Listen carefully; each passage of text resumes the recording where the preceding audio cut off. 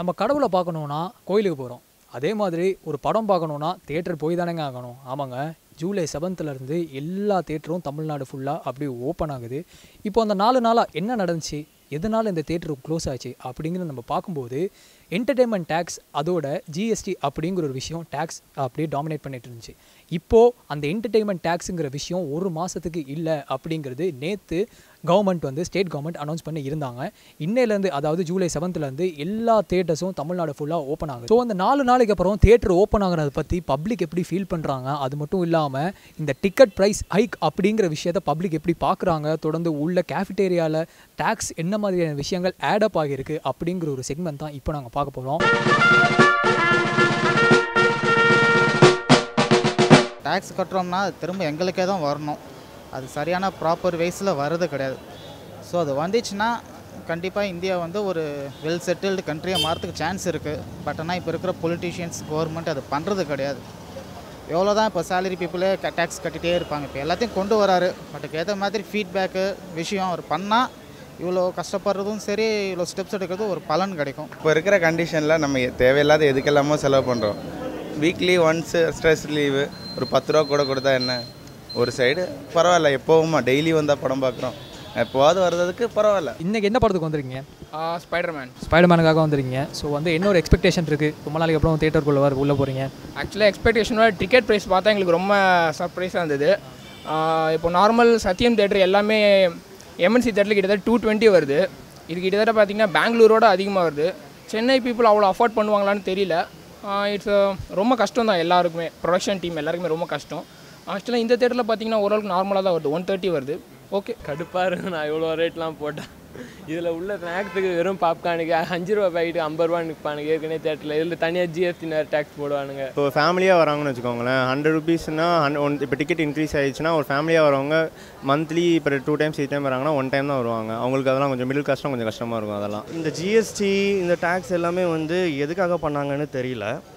ஏன்னா ஒரு சில ப்ராடக்ட்ஸுக்கெலாம் டேக்ஸ் இல்லை, ஒரு சிலருடைய ப்ராடக்ட்ஸுக்கும் டேக்ஸ் இல்லை.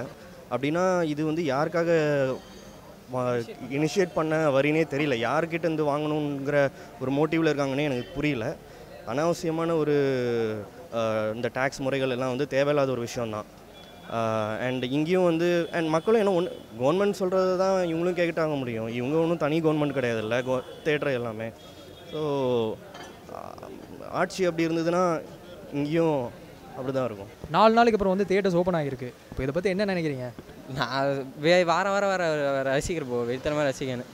நானும் க்ளோஸ் ஆனதுக்கு ரீசன் பண்ணால் கரெக்டு தான். ஏன்னா அதிகமாக விற்றா ஆடியன்ஸ் வரணும். எனக்கே ரூமரெல்லாம் 200 ரூபான்னு. ஐயோ அப்போ படம் எப்படி பார்க்கணுச்சு. ஸோ நேற்று கூட ஈவினிங் எவ்வளோ ரேட்டு எல்லாம் கேட்டு தான் போனேன். ஸோ ஓப்பனாக கொஞ்சம் நல்லா இருக்குது. இங்கே 100 ரூபா டிக்கெட் விற்பாங்க, இப்போ 110. ரீசனபிள் தான், ஏன்னா எக்ஸ்ட்ரா டேக்ஸ் போட்டிருக்காங்க. இது பரவாயில்ல. நேற்று கூட பிரியாணி சாப்பிட்டோம், 650 ரூபா பில்லு, டேக்ஸ் மட்டும் 110 வந்தது. அதுக்கு இது பரவாயில்ல, இது ஓகே ரீசனபிள். ஆனால் இதுக்கு மேலே அதிகம் வேணாம், அவ்வளோதான். 4 நாள் எங்களுக்கு ஆக்சுவலாக ஒரு இன்டென்ஷனோட தான் நம்ம பண்ணோம், ஒரு நல்ல விஷயத்துக்காக தான் பண்ணோம். இதனால் எல்லாருக்குமே நல்லது நடக்க போகுது, எங்களுக்கு மட்டுமே கிடையாது. இது நிறைய நல்ல விஷயங்கள் இருக்குது. ஸோ நல்லதுக்காக பண்ணுறதுனால ரொம்ப வருத்தத்தோடு நாங்கள் இதை பண்ணலை. தெரிஞ்சு தான் இதை நம்ம இந்த ஸ்ட்ரைக் நம்ம பண்ணோம். ஸோ பட் கண்டிப்பாக நீங்கள் டெய்லி வேலை, உங்களோட ரொட்டீன், டெய்லி லைஃப் ரொட்டீன்னு ஒன்று இருக்குல்ல, அதுவே இல்லாமல் ஒரு 4 டேஸ் இருக்கும்போது உங்களுக்கே கொஞ்சம் டிஃப்ரெண்ட்டாக தான் இருக்கும். ஸோ டிஃப்ரெண்ட்டாக தான் இருந்துச்சு. இந்த தியேட்டர்ஸ்லாம் ரெப்ரசன்ட் பண்ணி தலைவருங்களாம் சேர்ந்து அவங்க ஒரு கமிட்டி ஃபார்ம் பண்ணியிருக்காங்க. இந்த கமிட்டி ஃபார்ம் பண்ணிவிட்டு இன்னும் எல்லா டெசிஷன்ஸும் கம்ப்ளீட்டாக எடுக்கலை. இப்போதைக்கு டிசைட் பண்ணியிருக்கிறதுனா தியேட்டர் நம்ம ஸ்டார்ட் பண்ணலாம், இந்த ஸ்ட்ரைக்கை கேன்சல் பண்ணி தியேட்டர் ஸ்டார்ட் பண்ணிக்கலாம். இந்த டேக்ஸை மட்டும் இப்போதைக்கு அதை பற்றி ரிமூவ் பண்ணி வச்சுருக்காங்க. ஸோ ஃபைனல் டெசிஷன்ஸ் ஒன்று நம்ம கேட்டிருக்கிறது 2 விஷயம். ஒன்று இந்த டேக்ஸை ரிமூவ் பண்ணுறதாகவும், ரெண்டாவது இந்த டிக்கெட் ப்ரைஸஸுங்க எல்லாருக்கும் கொஞ்சம் இன்க்ரீஸ் பண்ணி கொடுக்குறதாகவும் கேட்டிருந்தோம். இது ரெண்டுமே இன்னொரு 15 டேஸில் ஒரு நல்ல முடிவு தான் எதிர்பார்க்குறோம். ஸோ அது வரைக்கும் நம்மளுக்கு இந்த டேக்ஸ் கிடையாது. பட் ஜிஎஸ்டி பொறுத்த வரைக்கும் ஒரு 18% இல்லை 28% வரும்போது அது கஸ்டமர் மேலே தானே எஃபெக்ட் ஆகுது. ஸோ கஸ்டமருக்கு எஃபெக்ட் ஆகும்போது இது டைரக்ட் கஸ்டமருக்கு என்ன அவங்களுக்கு டிக்கெட் ப்ரைஸிங் கொஞ்சம் காஸ்ட்லியாக இருக்கும். ரெகுலராக இருக்கிறதோட ஒரு 120 டிக்கெட் 153 ப்ளஸ் அந்த மாதிரி வரும்போது அவங்க வந்து கொஞ்சம் திடீர்னு டிக்கெட் ப்ரைஸ் ஏறிடுச்சுன்னு சொல்லிட்டு அவங்க ஃபீல் பண்ணுறாங்க. ஸோ இது இன்டெரக்டாக எங்களுக்கு ஹிட் இருக்கும். ஏன்னா வந்துட்டு நம்ம வந்துட்டு டிக்கெட் ப்ரைஸ் வந்து அந்த எக்ஸ்ட்ரா டேக்ஸ் வந்து கம்ப்ளீட்டாக வந்து நம்ம கவர்மெண்ட்டுக்கு தான் நம்ம கொடுக்க போகிறோம்.